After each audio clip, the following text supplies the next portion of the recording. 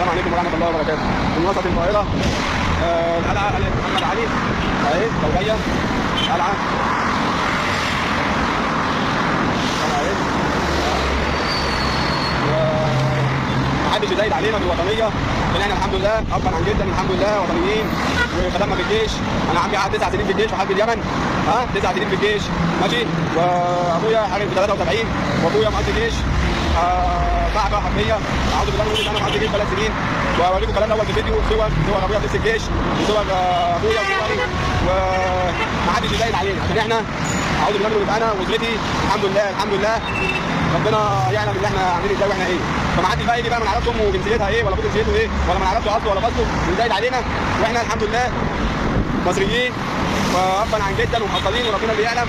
واي حد عارف محمود عبد الله وعارف اخواته وعارف ابوه عارف هو ايه، وقول ما تخافش السيسي لازم يمشي، قول ما تخافش السيسي لازم يمشي.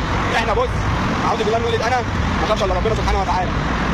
وانا ماشي دلوقتي كده لو لقيت اي حد بس بيعترض على اي حاجه، لو لقيت 10 بس ولا حد بيعترض على اي حاجه في الحكم ولا على حكومه ولا حاجه هروح معاهم وهاجي معاهم وعلى الله جاي. وان شاء الله باذن الله عايزين ندعم اخواتنا في جزيره الوجاء، عايزين ندعم اخواتنا في جزيره الوجاء. عربيه الحكومه اهي قدامها اهي والحكومه اهي ايوه. انا على الطلاق والله العظيم انا ما خايف اهو عند القلعه اهو حكومه وماشي، انا مش خايف على الله جايتي ما خافش من حاجه الحمد لله، ما خافش الا من ربنا سبحانه وتعالى. واللي مكتوب لي هشوفه وقول ما تخافش السيسي لازم يمشي. وحسبي الله ونعم الوكيل في السيسي، حسبي الله ونعم الوكيل. وانا ماشي معاكم اهو اصور وزي ما احنا على الله حكايتنا على الله حكايتنا، وندعم اخواتنا في جزيره الوجاء، واحنا ندعم اخواتنا في غزه، ندعم اخواتنا في اليمن، ندعم اخواتنا في السودان. حط المرة وما بياخدش الراحه اللي خليها زي ما بنقول في كل فيديو. واديني ماشي اهو اهو والله على الله، احنا على الله حكايتنا، احنا على الله حكايتنا على الله حكايتنا. ربنا يستر علينا وعلى اهالينا. هم دلوقتي انا ماشي من جنبهم اهو وبالعربيه والله على الله ما بياخدش الراحه اللي خليها ماشي. دول بقى شغلتهم ايه؟ شغلتهم يعرفوا السواح اللي هم دول اهو، دول شغلتهم يعرفوا السواح دول ما يعرفوش مصر ولا امن مصر ولا حكومه مصر. دول بتاع الحكومه دي مش تبعنا، حكومات بالرؤساء بتوع العرب كلهم دولت ما حدش يقدر يعمل حاجه بمزاجه، كل دولت بياخدوا اوامر ماشي. واحنا على الله حكايتنا اهو. بص القلعه اهي انا نازل والله ماشي رايح السيده عائشه ومن السيده عائشه على الدرب الاحمر رايح اجيب حاجات بوفر لي 20 جنيه مواصلات ولا حاجه 30 جنيه 50 جنيه ما تعرفش الدنيا عامله ازاي اصلا.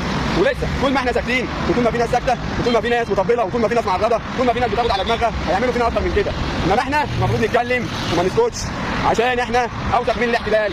احنا الاحتلال ما بيعملش كده في بلده وفي وطنه، احنا الاحتلال يعني ما بيعملش كده قصدي في البلد اللي بيحتلها زيكم انتوا مش عارف توصل من الاحتلال، انتوا فعلا اوسخ من الاحتلال. يعني الاحتلال ممكن تعمل حساب للناس شويه حد يطلع يضرب ضربه يعمل حاجه يخوفهم، انما انتوا ما بتخافوش التقوى والله العظيم يخاف من ربنا.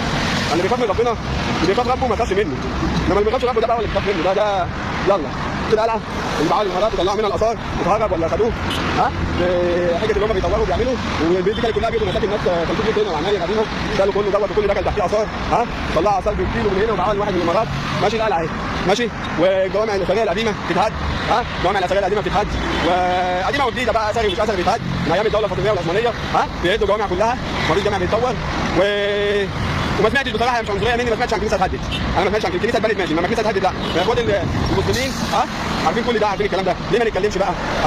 ليه ما نتكلمش؟ حسبي الله ونعم الوكيل، حسبي الله ونعم الوكيل، حسبي الله ونعم الوكيل. والسلام عليكم ورحمه الله وبركاته.